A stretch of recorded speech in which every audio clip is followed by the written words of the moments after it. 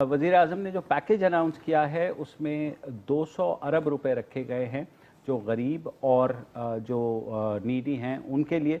तो हमने सोचा कि ये पता करते हैं डॉक्टर सानिया निश्तर से, जो वज़ीर आज़म के एहसास प्रोग्राम सरबराह भी हैं, कि ये जो 200 अरब रखे गए हैं उनको किस तरह लोगों तक पहुंचाया जाएगा, क्योंकि लॉकडाउन वर्चुअली 80% मुल्क जो है इस वक्त अंडर लॉकडाउन ही है।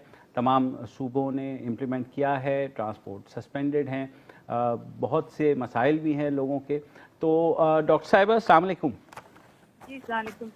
जी डॉक्टर साहिबा, आप बताइएगा, अब ये जो 200 अरब रखे गए हैं गरीबों के लिए, तो किस तरीके से, एक तो ज़ाहिर है बेनज़ीर इनकम सपोर्ट प्रोग्राम के थ्रू होगा, उसके अलावा क्या मैकेनिज़्म होगा? सबसे पहले तो शुक्रिया मुझे इनवाइट करने का।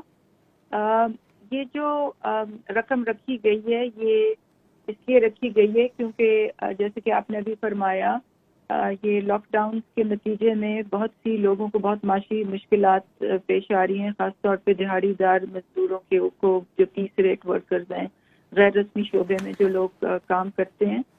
तो पहली तो बात ये कि किसको दिया जाएगा, यानी कि क्राइटेरिया क्या है, और नंबर 2 कैसे दिया जाएगा।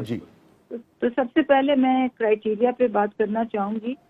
हम इंशाल्लाह कल एक SMS कैंपेन लॉन्च कर रहे हैं, एहसास SMS कैंपेन, क्योंकि इस प्रोग्राम का नाम है एहसास इमरजेंसी कैश। उसमें होगा ये कि लोगों को हम ये आगाही देंगे कि अगर वो हुकूमत से एहसास इमरजेंसी कैश चाहते हैं तो वो अपना CNIC कार्ड हमें SMS करें। हमने नादरा के साथ मिलके 2 लेयर्स ऑफ डेटाबेसेस बनाए हुए हैं।